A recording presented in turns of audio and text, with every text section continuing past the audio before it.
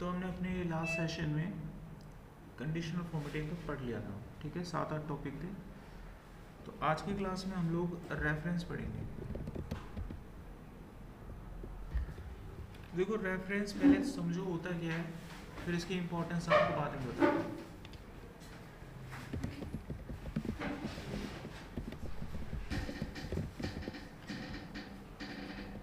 Cell reference का मतलब होता है नेम ऑफ सेल, जो सेल का नाम होता है, या फिर आप कह सकते हो लोकेशन ऑफ सेल, या फिर आप बोलोगे इसे एड्रेस ऑफ सेल। उसी को सेल का रेफरेंस कहा जाता है। अब पॉइंट आता है कि इसे यूज क्यों किया जाए। It use to connect one cell to other cell. एक सेल को दूसरे से कनेक्ट करने के लिए इसे यूज में लाया जाता है। एक्सेल में सेल रेफरेंस लगाने के 4 तरीके होते हैं।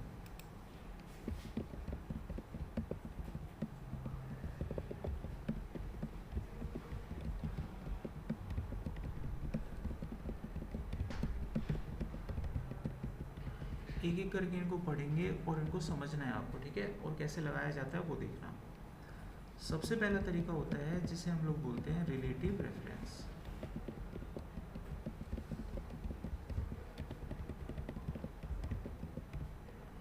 रिलेटिव रेफरेंस देने का तरीका होता है, कोई भी रेफरेंस जो होगा ना इक्वल टू से स्टार्ट होता है, और रिलेटिव रेफरेंस देने का तरीका होगा सेल का जो नाम होता है वो लिखो एग्जैक्ट। जैसे सेल का नाम हो गया D3, ठीक है। तो यहाँ पे जो D है वो कॉलम है और 3 आपका रो है, ये तो आपको पता ही होगा, बेसिक जानकारी। तो ये सेल का नाम है। इस तरीके से अगर कहीं आप रेफरेंस लगाते हैं तो वो रिलेटिव रेफरेंस कहलाता है। अब यहाँ इसे रिलेटिव क्यों कहते हैं, थोड़ा इसको समझते हैं। रिलेटिविटी के बारे में आपने जाना होगा, साइंस अगर पढ़ा है थोड़ा बहुत, तो उसमें कुछ मोशन के बारे में जिक्र हुआ है, यानी ये भी कहीं ना कहीं मोशन से कनेक्टेड है, फाइनल।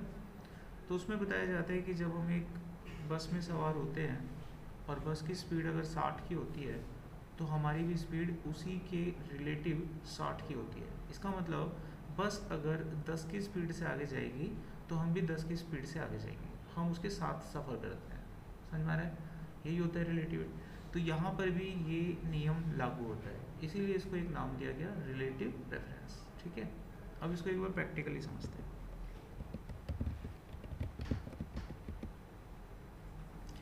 ये प्रैक्टिस करने के लिए हमने एक नॉर्मल एक्सेल का डाटा ओपन किया, एक्सेल की शीट ओपन की। अब इसमें कोई डाटा नहीं है, तो मैं यहाँ पर एक डमी डाटा इंसर्ट कर लेता हूँ फॉर डूइंग प्रैक्टिस। ये एक फॉर्मूला होता है जिससे हम डमी नंबर क्रिएट कर सकते हैं। इसमें मैंने 2 रेंज दे दी, छोटी और बड़ी। अब ये इन नंबरों को भी ऐड करेगा और इसके बीच में जितने भी नंबर होंगे उनके बीच का एक रैंडम नंबर मुझे देगा। अगर मैंने यहाँ पर एंटर प्रेस किया तो ये केवल फॉर्मूले को सेल में दे देगा, अगर मैंने कंट्रोल एंटर प्रेस किया तो सभी जगह देगा। और ये जो डाटा यहाँ पर आता है, यहाँ पे लिखा हुआ है फॉर्मूला इन सब पे, ठीक है। तो मैं इनके अंदर लगा हुआ फॉर्मूला रिमूव कर देता हूँ। उसके लिए आपको ये पूरा कॉपी करना है सिलेक्ट करके, और अब यहाँ पर इसकी वैल्यू को पेस्ट करना है ताकि फॉर्मूला हट जाए। वैल्यू को पेस्ट करने के लिए प्रेस करते हैं Alt+HVV, ठीक है। मैं यहाँ पर टाइप कर देता हूँ एक बार। वैल्यू पेस्ट करने के लिए की होती है Alt+HVV। ये की जो है ना आपको दबानी है। अगर आपने ये नहीं दबाई, अगर आपने इसका फॉर्मूला नहीं हटाया तो होगा क्या, जब भी आप अपने एक्सेल की शीट पे कोई भी काम करोगे ये नंबर चेंज होते रहेंगे, ठीक है, क्योंकि फॉर्मूला लगा हुआ है, फॉर्मूला एग्जीक्यूट होता है। तो इसको करना है, कॉपी किया सबसे पहले, और नाउ Alt+HVV। अब यहाँ पे कोई फॉर्मूला नहीं लगा हुआ है, आप देख सकते हैं यहाँ कोई फॉर्मूला नहीं लगा हुआ। अब आप एक्सेल की शीट पे कहीं पे भी कुछ काम करेंगे तो नंबर चेंज नहीं होंगे। तो ये तो हो गई एक नंबर रिप्रेजेंट करने की बात। अब रिलेटिव रेफरेंस लगता कैसे है, मान लो मुझे ये वैल्यू यहाँ पे कनेक्ट करनी है, इस सेल की जो वैल्यू है वो मुझे यहाँ लानी है। कई लोग क्या करते हैं, इसे कॉपी करते हैं और कॉपी करके यहाँ पे डाल देते हैं। ऐसे कभी कनेक्टिविटी नहीं होती। क्यों नहीं होती, अगर इस सेल की वैल्यू को बदला जाएगा तो ये सेल नहीं बदलेगा, तो डाटा कनेक्ट नहीं हुआ है आपका, करेक्ट। तो इसको कनेक्ट कैसे किया जाए, तो इसको कनेक्ट करने के लिए आपको एक काम करना होगा, जैसा आपको बताया था वैसे लगाओ रेफरेंस इक्वल टू, इस सेल का क्या नाम है C4, या तो आप मैनुअली लिख दो ऐसे, एक ही बात है, या फिर आप माउस ले जाकर भी सिलेक्ट कर सकते हैं, ये भी एक बात है। C4 आ गया वहाँ पर। अब जैसे आपने ये C4 लगाया, दिखने में बिल्कुल वैसा ही लग रहा है जैसे मैंने आप लोगों को रिलेटिव रेफरेंस के बारे में बताया था। अभी आप एंटर कर दो, वैल्यू कनेक्ट हो जाएंगे, हो गई कनेक्ट। अब अगर इस सेल में कोई भी चेंज होगा तो वो वहाँ पर भी होगा। इतना क्लियर हुआ। अब बात आती है इसे रिलेटिव क्यों कहते हैं। अभी थोड़ी देर पहले मैंने आपको एग्जांपल बताया था, अगर आप एक बस में सवार हैं, बस अगर धीरे चलेगी तो आप भी उसी के साथ चलेंगे। बस अगर यहाँ से सफ़र तय करके दिल्ली पहुँच जाती है तो आप जब बाहर निकलोगे तो आप भी अपने आप को दिल्ली में पाओगे। Got it. तो ये वो बस है और ये वो सवारी है, करेक्ट। अगर मैंने इसे कॉपी कर लिया, देखिए कॉपी किया मैंने इसको, और इसको कॉपी करके 1 2 3 4 कदम आगे बस चली जाती है, यानी 4 किलोमीटर आगे साउथ की दिशा में बस चली जाती है। तो सवारी कहाँ मिलेगी, 4 कदम आगे। तो 4 कदम आगे ये जो सवारी है ये किसका रूप ले लेगी, 91। ठीक है, ये लोकेशन कहाँ आ गई इसकी, 91। देखिए अभी मैंने एंटर किया तो 90 नहीं आएगा, 91 आएगा। इसको किसी भी डायरेक्शन में आप लेके जाइए, कॉपी किया। अब मैं यहाँ से 3 कॉलम आगे जा रहा हूँ, उत्तर बताइए क्या आएगा, 61। अभी जो लोग अभी भी गड़बड़ कर रहे हैं तो थोड़ा मेहनत करिएगा, ठीक है। कॉपी किया, अभी बताइए क्या उत्तर आएगा,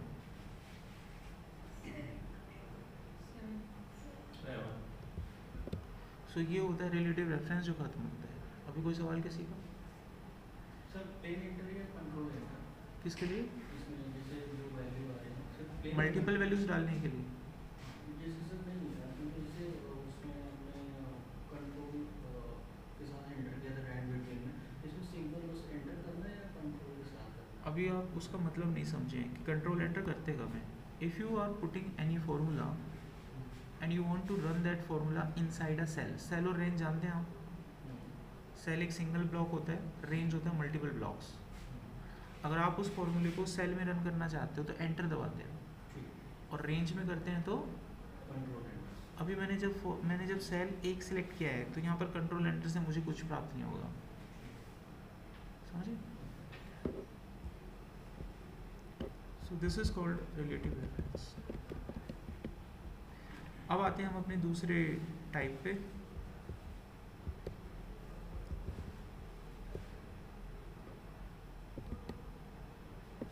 तो second type of the reference जिसको कहा जाता है एब्सोल्यूट रेफरेंस।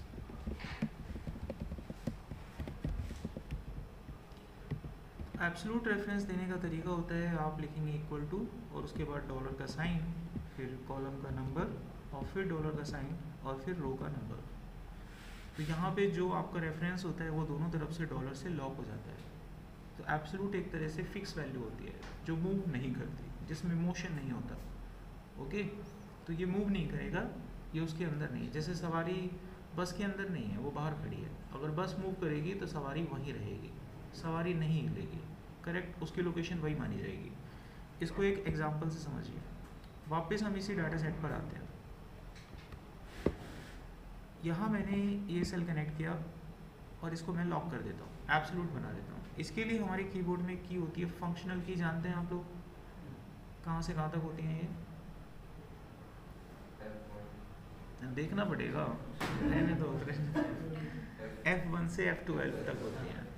ये बेसिक नॉलेज है, पता है मुझे आप, ठीक है। कीबोर्ड में पंक्चुएशंस की क्या होती है, मैं एक ऐसी टीम को ट्रेंड कर रहा हूँ जिनको अभी बेसिक नॉलेज नहीं है, पता है। जब आप अपने कीबोर्ड को ही नहीं जानते हो तो आप लोग कहाँ पहुँचोगे, हैं। चलिए, तो मैं यहाँ पर एक फंक्शनल की F4 प्रेस करूँगा और ये देखिए एब्सोल्यूट हो जाएगा। आप मैनुअली भी डॉलर लगा सकते हैं और कीबोर्ड से F4 भी दबा सकते हैं। आप एंटर कर दीजिएगा, वैल्यू कनेक्ट हो चुकी है। अगर मैं यहाँ पर कोई भी वैल्यू चेंज करता हूँ तो आपको उत्तर मिलेगा, देखिए दैट इज़ ओके, कोई दिक्कत नहीं है। बट इस बार ये मैंने बोला था ये बस है और ये सवारी है, इस बार सवारी बस में चढ़ी नहीं है, बस के पास तो खड़ी है लेकिन वो चढ़ी नहीं है। अगर बस मूव करेगी तो सवारी मूव करेगी, नहीं करेगी। This is called absolute, fix हो जाता है। देखिए मैंने इसे कॉपी किया और बस को 4 किलोमीटर आगे ले गया, उत्तर क्या आएगा? सवारी वही रहेगी 8, वो हिलेगी ही नहीं। ठीक है। अच्छा, मैंने इसको फिर से कॉपी किया और इसको यहाँ ले गया 2 किलोमीटर आगे, क्या उत्तर आएगा बताओ? कितना? सेम मत बोलो ऐसा आंसर। सेम से इजी 8 है, इसी को बोलो यार। हाँ, अब मैंने इसे कॉपी किया, अभी क्या आएगा उत्तर? 8। हर हालात में इसका उत्तर फिक्स रहेगा। ये समझ में आ गया?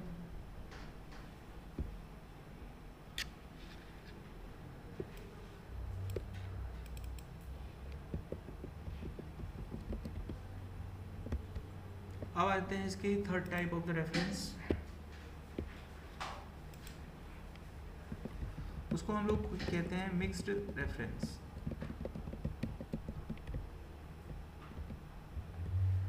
अब हमारे पास आता है हमारा अगला लेवल, जिसको हम बोलते हैं मिक्स रेफरेंस। इसको कैसे दिया जाता है? इसमें ना दोनों में से कोई एक चीज़ एब्सोल्यूट होती है। समथिंग लाइक मैंने कॉलम लिखा और इसके अंदर मैंने रो को एब्सोल्यूट कर दिया, या फिर मान लीजिए मैंने यहाँ पे कॉलम को एब्सोल्यूट किया बट रो को फ्री कर रखा है। Got it?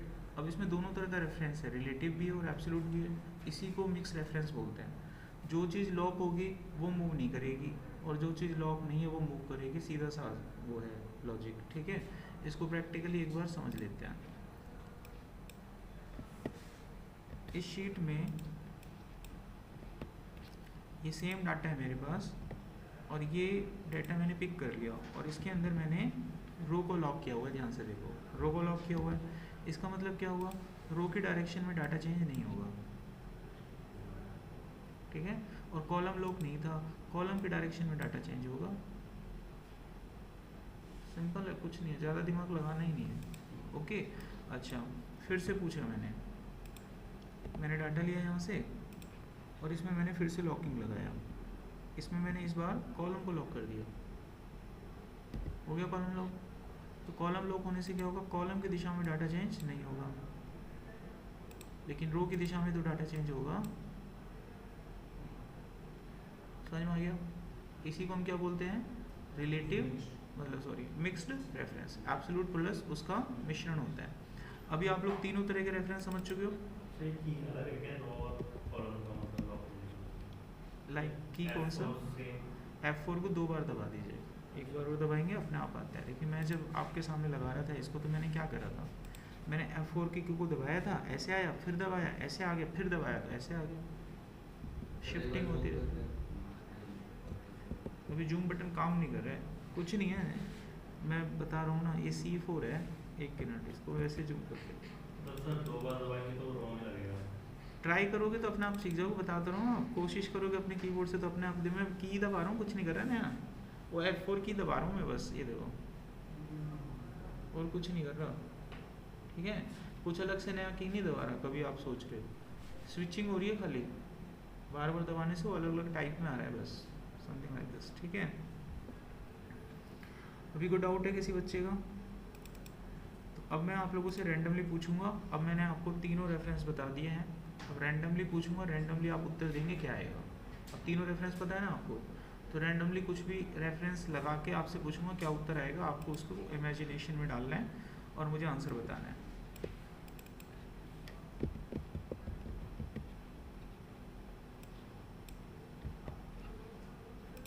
मान लो मैंने ये रेफरेंस लिया, देख लो रेफरेंस एक बार, आपको दिख रहा है? बार बार नहीं दिखाऊंगा, देख लो एक बार। ठीक है, कुछ नहीं करना है। एंटर कर दिया, ये मैंने कॉपी किया, ठीक है, और यहाँ पे प्रिंट किया। चिराग जो भी बच्चा है वो बताएगा। मुझे नहीं पता कौन है चिराग, बट नाम सुना था चिराग है कोई क्लास में। कौन है चिराग? बताओ उत्तर क्या आएगा?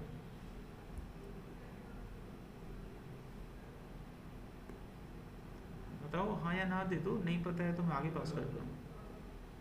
No idea? ओके, भूल गया सबके नाम।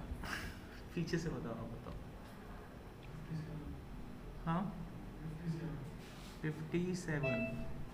हाँ, सही जवाब है, शाबाश। ठीक है, राउंड क्लियर। अगला सवाल देंगे। ये डाटा लिया, जिन्होंने एक बार बता दिया वो दोबारा नहीं बताएंगे, ठीक है। ये मैंने उठा लिया यहाँ से। अभी देख लीजिए, मैं कहीं पे भी जाके छोड़ूँ, आपको तो पता है अब सब कुछ, मैं तो बटन दबा के ऐसे कर रहा हूँ तो कहीं भी छूट जाएगी। अब तो सब आता है तुमको, हैं? देख लिया? अब देख लो, इसको आंखों में बसा लो एक बार बस अपने। $4। हाँ, मैं ना इसको कर ही देता है इसका जुगाड़, जस्ट वेट।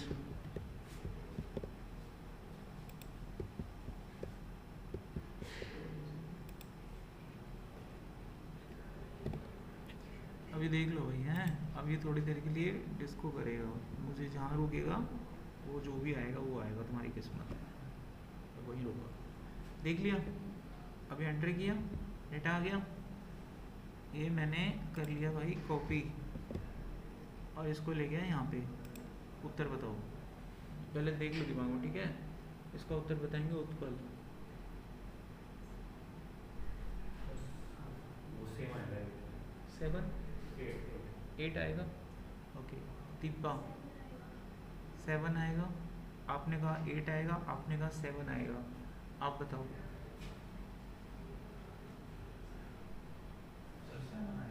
7 आएगा, 7 7 8 आप बताओ दुर्गा। सर फिक्स्ड 80 आएगा।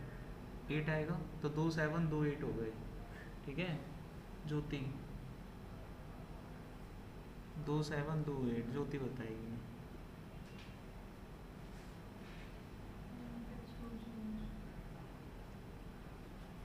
जल्दी जल्दी, हाँ। 7 कार्तिक 8 3 7 3 8। कितना मजा आया, सारे गलत हो तो पूरी क्लास गलत हो तो है। दिखाऊं? मैं बताऊं इसका उत्तर? The answer is 84। What does it means? आपने पढ़ तो लिया है लेकिन अभी भी कुछ गड़बड़ है ना आपके माइंड में, इसको क्लियर करना घर जाके वीडियो को देख देख के। अगर ये तुक्का ही होता तो मैं भी सही जवाब नहीं बताता। सही जवाब निकला मतलब कोई ना कोई ऐसा कॉन्सेप्ट है जो अभी भी आप लोगों ने गलत समझा है। अब गलत समझा है तभी तो उत्तर गलत आया। अब आप लोगों ने क्या समझा है वो आप लोगों से भला बेहतर कोई नहीं जानता, इसलिए रिकॉर्डिंग देखना और उसकी बार बार परीक्षा प्रैक्टिस करनी। जब भी कोई टॉपिक पढ़ते हो ना, इस तरीके से आप लोगों का FAQ हो जाए ना एक बार, आपको पूरा पता चल जाएगा इस टॉपिक में अभी आपको पढ़ने की ज़रूरत है कि नहीं है। अब इसमें हो गया ना FAQ, तो इसको पढ़ लेना क्योंकि ज़रूरत है, बहुत गहरी ज़रूरत है। सब कुछ रेफरेंस बता चुका हूँ, अब इसका उत्तर क्रैक करने की जिम्मेवारी तुम्हारी। अगर मैं इसको भी क्रैक कर दूंगा ना तो तुम घर जाके फिर नहीं पढ़ोगे। बात समझो मेरी। अभी सारा ही तो बताया था मैंने आपको, सब कुछ एक एक चीज़ बताई कि नहीं बताई है। अब यहाँ फंस गए आप, इसका भी सोल्यूशन अगर मैं दे दूंगा तो अब तुम बिल्कुल नहीं पढ़ोगे घर जाके। समझ गए बात मेरा? यानी आप खुद ही क्रैक करो इस क्वेश्चन को। आगे आते हैं। जो ट्रेनर होते हैं ना, ट्रेनर को अच्छे से पता होता है कि आपको कैसे ट्रेनिंग देनी है। वो जानते हैं किस जगह पर चोट मारनी है। अगर आप चोट से डर गए तो कभी भी आप ठीक नहीं हो पाएंगे।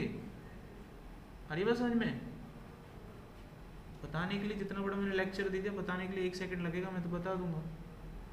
लेकिन आप लोगों की जो फिलॉसफी होती है ना, जो भी आप लोगों की मेंटल सोच होती है, वो यही रहेगी घर जाने के बाद फिर नहीं करोगे क्रैक।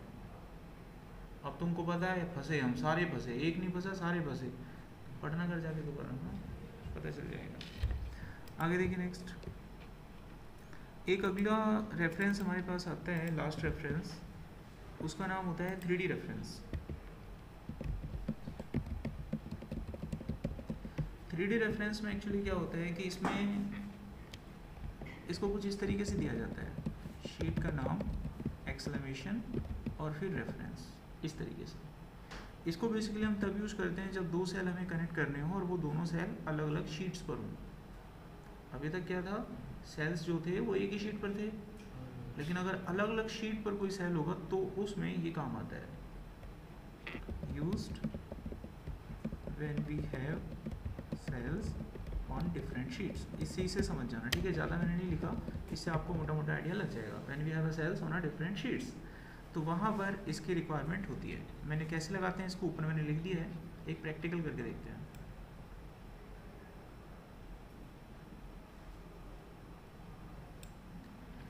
तो मान लीजिए एक मिक्स नाम की शीट है और इसमें इस जगह पर डाटा पड़ा हुआ है, द लोकेशन इज C4। अब मैं यहाँ वो डाटा चाहता हूँ, तो कैसे आएगा? सबसे पहले शीट का नाम लिखेंगे भाई हम, मिक्स्ड। सबसे पहले शीट का नाम लिखेंगे, अंदर जाने के लिए एक्सक्लेमेशन। लोकेशन का क्या नाम था? C4। देखो जब भी आप किसी सेल में कोई फॉर्मूला लगाते हो वो यहाँ दिखता है, याद रखना है बात, ठीक है। ये मैंने C4 लिख दिया, देखो आ गई वैल्यू। और C4 को अगर ध्यान से देखो तो वो अपने आप में रिलेटिव है, देखो अपने आप में रिलेटिव है कि नहीं है? इसका मतलब मैं इसको खींचूंगा तो बाकी सबका भी डाटा आ जाएगा। अगर आप मिक्स नाम की शीट पे कोई भी चेंजेस होंगे तो यहाँ भी होंगे, डाटा कनेक्टेड है ऑलरेडी, ठीक है। अच्छा, अब सवाल खड़ा होता है कि इतने बड़े नाम को, इतने बड़े डाटा को याद कौन करेगा ऐसे लाने के लिए? तो मैं नहीं कहता याद करो, आप इक्वल टू लगाओ, फॉर्मूला ऊपर टाइप हो रहा है, आप शीट पे जैसे ही क्लिक करोगे ये अपने आप शीट का नाम उठा के लिख देगा। देखो ऊपर, यहाँ देखिए ये अपने आप लिखा, हमें थोड़ी ना याद करना है। और जैसे ही आप सेल सेलेक्ट करोगे वो उसका नाम भी लिख देगा, देखो। हर अब तो एंटर ही करना है। कभी कई लोग क्या करते हैं, इसको लिखने के बाद यहाँ चले जाते हैं इस शीट पे, जैसे ही शीट पे जाओगे वहाँ देखना रेफरेंस पकड़ लेगा, शीट गलत हो जाएगा। देखो शीट 5 का पकड़ लिया रेफरेंस, हो गया गलत। तो ये अनएक्सपीरियंस लोग करते हैं। अनएक्सपीरियंस समझते हो? जो बिल्कुल नए होते हैं वो लोग करते हैं ऐसी गलती। करना ही क्या है, तुम सीधा सीधा अपना उत्तर लिखो, शीट पे जाओ, सेल सेलेक्ट करो, आगे बस कंप्लीट, एंटर मारो, बस आ गया उत्तर। वो एंटर भी उस शीट पे जाके मारते हैं, गलत हो जाता है रेफरेंस। बात समझ में आ गई? तो यहाँ पर हमने रेफरेंस के चारों तरीके सीख लिए हैं। अब इन रेफरेंस का इस्तेमाल करके कुछ करते हैं। रेफरेंस सीख लिए ना, आई होप आपने सीख लिया है, मैं ही मान रहा हूँ। और हम इसमें कुछ करते हैं, ठीक है। चलिए जैसे मेक श्योर एक्सक्लेमेशन हम लिखे हैं, वैसे अगर एब्सोल्यूट वाले को भी कनेक्ट करें तो is equal to and then absolute या तो डायरेक्ट क्लिक कर लें या मैनुअली टाइप करके एक्सक्लेमेशन लगा करके एंटर करेंगे। हाँ, like this, if I am taking it like this one, this one, this one and F4, it's lock। तो लॉक होने पर कुछ चेंजेस नहीं होने का, इसमें कुछ नहीं होगा, जो पढ़ाया है वो वैसा ही रहता है। जब हम कुछ नया पढ़ते हैं तो उसमें ऐड ऑन होता है, जो पहले आपने पढ़ा है वो अपने नियम कानून नहीं बदलेगा। आपने जब कुछ नया पढ़ा तो ऐड ऑन होता है, हमेशा इस प्रिंसिपल को दिमाग में बैठा लो, ठीक है। नए बच्चे के ऐसे ही डाउट होते हैं। अब आप किसी के पास पढ़ते हो तो वो आपको इन्हीं चीज़ों को तो आपके करेक्ट करता है, ताकि भविष्य में आपके क्लियर रहे कॉन्सेप्ट। समझ गए बात? पुरानी चीज़ें अपने नियम कायदे कानून नहीं बदलती हैं, वो वैसी ही रहती हैं। जो नियम था वो नियम था, बस नया एक चीज़ अपडेट हो गया आपके पास। क्वेश्चन नहीं हो तो टास्क ही पूछता हूँ एक, ठीक है। टास्क पूछता हूँ, क्वेश्चन की कह रहे तो चलो आप लोगों को मन रखने के लिए पूछ लेते हैं, लेकिन क्या फ़ायदा जब आप लोग फिर से निराश हो जाओगे। जब बच्चा फेल होता है ना तो सबसे पहले टीचर की हिम्मत टूटती है, पता है बात। आप अगर किसी को ट्रेंड करो मान लो, और आपका ट्रेंड किया हुआ बच्चा फेल हो रहा है, समझ के देखो क्या बीतती है आप पे। और आप पूरी शिद्दत से काम कर रहे हो, सब कुछ बता रहे हो उसे, और वो फेल हो रहा है, आपको समझ में आ रहा है कुछ मैं क्या कह रहा हूँ? टीचर को सबसे बड़ी सफलता पता है कब मिलती है? कब? जब टीचर अपने स्टूडेंट से हारता है। मैंने एक सवाल दिया था, सब फेल हो रहे थे, लेकिन इस बच्चे ने बताया, मुझे अच्छा लगा। हमें सबसे अच्छी खुशी जब भी मिलती है जब हम आपसे हार जाते हैं। हमने कुछ पूछा और आपने फटाक से बता दिया। लेकिन इसमें कई बच्चे सोचते हैं कि देखो मैं टीचर से बड़ा हो गया, वो चलो उनका है, वो कुछ भी सोचें, लेकिन हमें खुशी मिलती है उससे। आजकल का टाइम उल्टा है, टीचरों से जानबूझ के गलत चीज़ें पूछते हैं, वो फंसे। अभी देखो मैं फिर से पूछ रहा हूँ एक चीज़, ठीक है। तो आप लोगों ने कहा so that's why I am asking, तो कोशिश करना गलत मत बताना। ये मैंने डाटा लिया, अगेन ये डाटा मैंने सिलेक्ट किया यहाँ पर, और यहाँ मैंने लॉकिंग करना चालू कर दिया। देख लीजिए लॉकिंग कर दिया मैंने, आप सबको दिख रहा होगा, करेक्ट? दिख गया? अब मैं इसको एंटर कर रहा हूँ, मेरे पास डाटा आ चुका है। I am just copy this data, और इस डाटा को कॉपी करने के बाद मैं इसको यहाँ पे पेस्ट कर दूँगा। यहाँ पे क्या उत्तर आएगा? 91। और कोई? 91 आए। सभी कर दूं, ठीक है ना? इस बार सब बच्चे सही थे, वेरी गुड। अभी आपको क्लियर हो चुका है कॉन्सेप्ट, लेकिन फिर भी एक बार घर जाके देख लेना इसको, ठीक है? अच्छा, ये कंप्लीट हो गया हमारा पूरा एब्सोल्यूट रेफरेंस वगैरह, रेफरेंस का कॉन्सेप्ट खत्म होता है। अब एक कॉन्सेप्ट आता है डिफाइन नेम। टॉपिक का नाम लिख लीजिए, define name. Right your topic name, define name. Define name का इस्तेमाल किया जाता है जब आपको किसी रेंज या किसी सेल को अपनी तरफ से कोई नाम देना है। कल को आगे चलकर आप बड़े बड़े फॉर्मूले यूज़ करोगे, और जो फॉर्मूले आप लगाओगे वो किसी डाटा सेट के ऊपर लगेंगे, और डाटा सेट काफ़ी बड़ा भी हो सकता है। अब आपको जब डाटा सेट पे काम करना होगा तो आपको वो डाटा सेट सिलेक्ट करना पड़ता है उससे काम करने के लिए। अब मान लो वो डाटा सेट शीट नंबर 1 पे पड़ा हुआ है और आपको फॉर्मूला लगाना है शीट नंबर 86। तो शीट नंबर 86 से शीट नंबर 1 में आते आते आपकी हालत ख़राब हो जाएगी। ट्राई कर लेना घर पे जाके। कोई डायरेक्ट बटन नहीं होता हमारे पास एक्सेल में कि हम, अगर मेरे को यहाँ से भी कई सारी शीट मैंने बना ली ना और मुझे किसी शीट पे स्विच करना है, देखना अभी, और मुझे किसी शीट पे स्विच करना है ना, तो मैं यहाँ पे हूँ जैसे, ठीक है, मुझे वहाँ पे 2 नंबर या 1 नंबर या मिक्स वाली शीट पे जाना, मैं कैसे जाऊँगा बताओ मेरे को? एक क्लिक पे पहुँचा के दिखाओ। आप में से कोई भी बच्चा मुझे मिक्स वाली शीट पे पहुँचा के दिखाओ। आपको एक एक करके ही ऐसे स्क्रॉल कर करके जाना पड़ेगा, कोई डायरेक्ट तरीका नहीं है। आ रहा है कुछ समझ में? अगर शीट 1 पे डाटा पड़ा है और शीट नंबर 87 पे कभी फॉर्मूला लगाना पड़ेगा, वो डाटा यूज़ करना पड़ेगा, हालत ख़राब हो जाएगी। वहाँ जाकर उसको सिलेक्ट करना पड़ता है। तो ऐसे केस में क्या हेल्प करेगा? उसका नाम। अगर हम उस डाटा सेट को नाम दे दें तो मुझे वहाँ जाने की ज़रूरत नहीं है, मैं नाम लूँगा और वो आ जाएगा। सिर्फ क्या लूँगा? मैं नाम लूँगा और वो आ जाएगा। इसका मैं आपको लाइव एग्जांपल देता हूँ। देखिए यहाँ पर ये डाटा मेरे पास है, I want to use this data on another sheet. किसी भी पर्पज़ के लिए हो सकता है, वो किसी भी काम के लिए हो सकता है। ये डाटा मेरे को दूसरी शीट पे इस्तेमाल करना है, तो इस डाटा को सिलेक्ट करेंगे, फॉर्मूले में जाएंगे, यहाँ पे जाके नाम डिफाइन करेंगे। कोई भी नाम दे दो आप, आपकी कॉल है। तो मैंने इसको नाम दे दिया माई डेटा। ओके किया, आज से इसका नाम माई डेटा है। अब ये डाटा मेरे को यहाँ कर लूँ, वहाँ कर लूँ, कहीं यूज़ करूँ, कोई दिक्कत नहीं है। मान लो मेरे को इस शीट पे यूज़ करना है वो डाटा, कहीं पे भी, ठीक है, तो मैंने सीधा लिखा माई डेटा, आ गया। अगर आपको डाटा नहीं लाना, मान लो आप देखो डाटा आ गया कि नहीं आ गया, काम कर सकते हैं ना। मान लो आपको डाटा नहीं लाना, बस काम करना है उस पर। जैसे मेरे को उन सभी नंबरों में सबसे बड़ा नंबर पता करना है, कौन सा है, सभी नंबरों में सबसे बड़ा नंबर पता करना है। फॉर्मूला यूज़ करा मैक्स और लिख दिया फिर माई डाटा। माई डाटा मतलब वो टेबल है, अपने आप बताएगा 100 सबसे बड़ा। तो सोच के देखो, पूरी पकड़ आपके पास है डाटा की, इधर उधर करना ही नहीं पड़ेगा। उसको क्या बोलते हैं? Name, define name.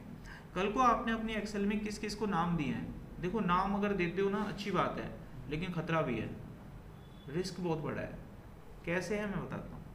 मैंने उसी डाटा के ऊपर उसका टोटल भी करना है, तो मैंने सम लिख के माई डाटा लिख दिया, आगे टोटल। मुझे एवरेज नंबर भी निकालने हैं, तो मैंने एवरेज भी निकाल लिए, तो ये मेरे को उनकी एवरेज भी दे रहा है, सब कुछ दे रहा है। अब ये जो आपने नाम दिया है, कल को आप खुद भूल जाओ कि ये जो माई डाटा यूज़ हो रहा है एक्चुअली कौन सा डाटा है, कहाँ से आ रहा है, कैसे पता चलेगा? जो माई डाटा बार बार आप लिख रहे हो किसी फॉर्मूले में, या आप कहीं काम कर रहे हो और जो आपको ट्रेनिंग देने है, जिसके साथ आप काम कर रहे हो, तो वो बंदा बार बार ये माई डाटा लिख रहा है, तो आपके दिमाग में सवाल आएगा ये लिखता क्या है, ये है क्या?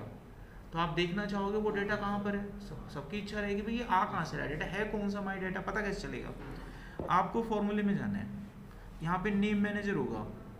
नेम मैनेजर में जाओगे तो यहाँ पे जितने भी नाम आप अपने एक्सेल में बनाते हो वो सब दिखाई देते हैं।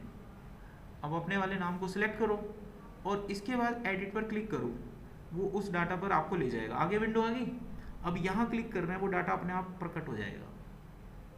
अब आपको आइडिया लग गया, जो बार बार वो माई डाटा यूज़ हो रहा था वो एक्चुअली ये था। आप कभी भी इसको एडिट कर सकते हो, डिलीट कर सकते हो, जो चाहो वो कर सकते हो। समझ गए बात मेरा? अब मान लो ये डाटा, अब आपको पता चल गया कि ये डाटा यहाँ पर है, करेक्ट। किसी वजह से ये डाटा आपसे डिलीट हो जाए या किसी ने डिलीट कर दिया तो खतरनाक होता है ये। अगर आपने डिलीट कर दिया और आपने जहाँ जहाँ भी इसका इस्तेमाल किया था वो गड़बड़ कर देगा वो।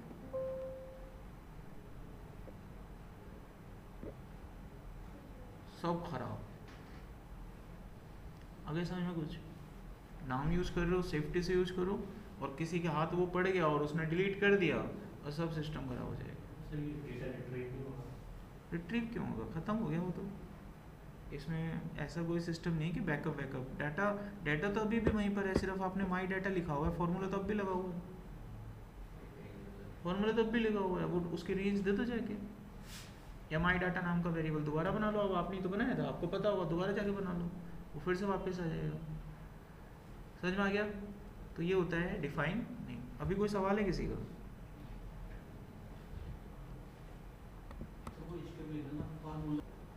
सो आपके लिए क्वेश्चन है, दिख रहा है सबको डेटा? थोड़ा सा इस पे रुपीस वगैरह लगा लेते हैं। यहाँ से लग गया।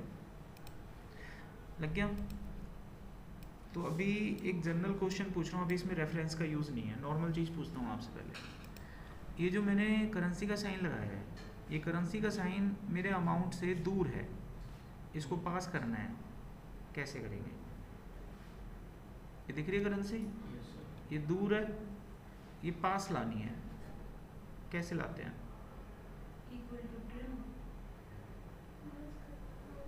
ट्रिम से एक जगह करके दिखाते हैं। देखो इन्होंने कहा ट्रिम, मैंने ट्रिम यूज़ करा, ये डाटा ले लिया, एंटर करा, ये तो नंबर आ गया नॉर्मल सा, है ना?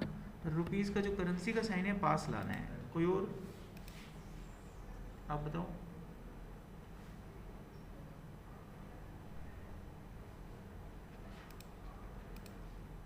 ठीक है, इसीलिए मैं हर बच्चे को पता है क्या बोलता हूँ, आप कितना भी इसको सीख लो, जिस दिन तुम ऑफिस में काम करोगे ना, जब भी आपको कोई काम मिलेगा, हर दिन लगेगा नया काम है तो यार, हर दिन आपको यही फीलिंग आएगी ये तो नया काम है।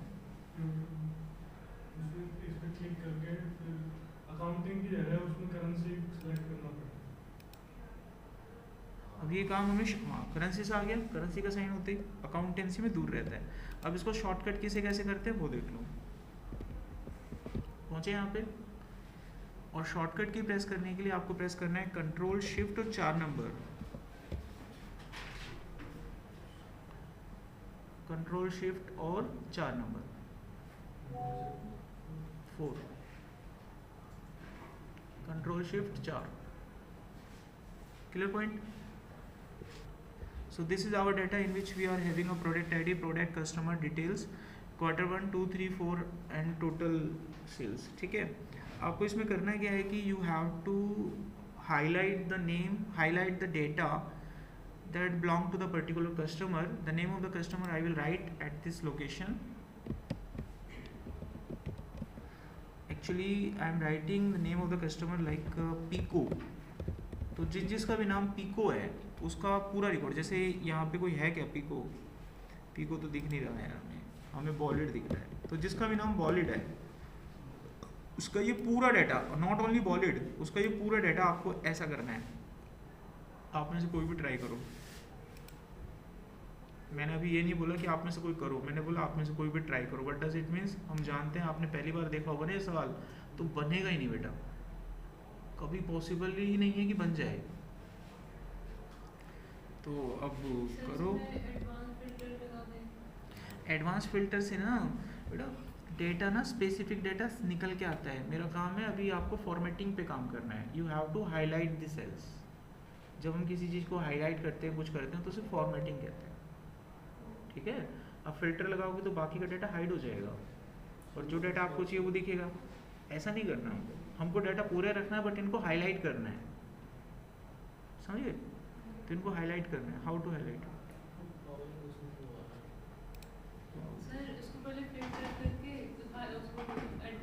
जो डाटा आएगा उसको कलर कर दो, फिर लगा दो, ऐसे ही ना। यही कोई तरीका नहीं।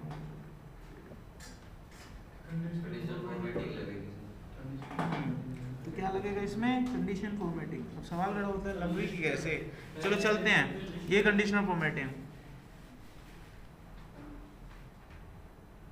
आप इसका उत्तर तब तक नहीं बता सकते जब तक तुमने ये करके ना देख लिया हो बिल्कुल राइट। समझ रहे हो बात? अभी वो डेमो मिल गया जो मैं बोल रहा हूँ तुम लोगों से अभी तक। सर ये लिस्ट वाला लगेगा और उसमें फिर तुम कर लो, तुम पहली बार कर रहे हो ना, नहीं बनेगा। मैं शो करूँ बिल्कुल, कागज पे लिख लो, लो कर लो। अगर आपने इससे पहले किया कभी, नहीं किया ना, अब नहीं बनेगा, अब तो कर चल, अब मेरा भरोसा और पक्का है, चल बता क्या करूं, आंख बंद करके चलूंगा जहाँ के आएगा।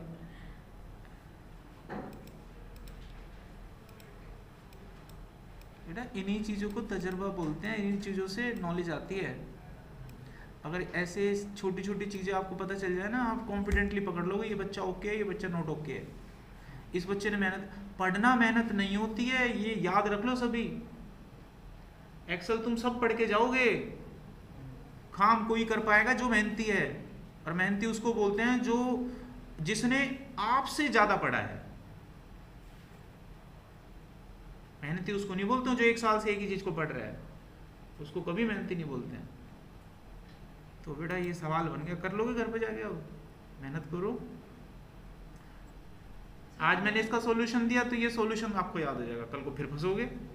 तो अब आपको क्या करना है, आपको तरीके ढूंढने की, how to resolve the problem. अब मैं चलो इसका उत्तर बता रहा हूँ आपको, ठीक है, देख लो अब ध्यान से, हाउ टू रिजॉल्व दिस। इस तरह की समस्या आ जाए तो कैसे, आप बता रहे हो कुछ? मैं सुना नहीं था, एक बार बताइए। फिल्टर नहीं, फिल्टर नहीं, इट्स नॉट गुड, ठीक है, फिल्टर नहीं, फिल्टर तरीका ठीक नहीं है। डायरेक्ट आपको डाटा हाईलाइट करना है, डाटा फिल्टर करने से डाटा बाकी का हाइड हो जाता है। नहीं, फिल्टर नहीं करना है। आप चलो, आप फिल्टर कब तक करोगे? मान लीजिए मैंने बहुत सारे रिकॉर्ड आपको दे दिए, आधे अच्छे दे दिए, कब तक करोगे filter? Filter is not a right way. करें, अब करूँ मैं इसे? कंट्रोल ए करके ऑल्ट ए, मैं इसका इनका एग्जांपल देता हूँ। जो फिल्टर कह रही है ना, मुझे कोई ऐसी चीज़ इनको बतानी होगी जिसके लिए मजबूर हो जाएं कि फ़िल्टर गलत तरीका है, क्योंकि मैं इनको वो चीज़ नहीं बता पा रहा हूँ, तो अभी तक भी ना इनका दिमाग वहीं जाता रहेगा, 100% जाएगा। अगर आपको किसी चीज़ को करने का एक दूसरा ऑल्टरनेट पता है ना, आप वहीं से भागोगे। हमारा ब्रेन ऐसे ही करता है, ठीक है। अब मैं कितना ही समझा लूँ, अब जैसे मैं इनको समझाऊंगा और ये टॉपिक इनको भारी लगाना, ये वही तरीका अप्लाई करेंगे, ऑफिस में भी काम करेंगे। तो मेरे को कोई तरीका ढूंढना पड़ेगा इसके लिए। मान लो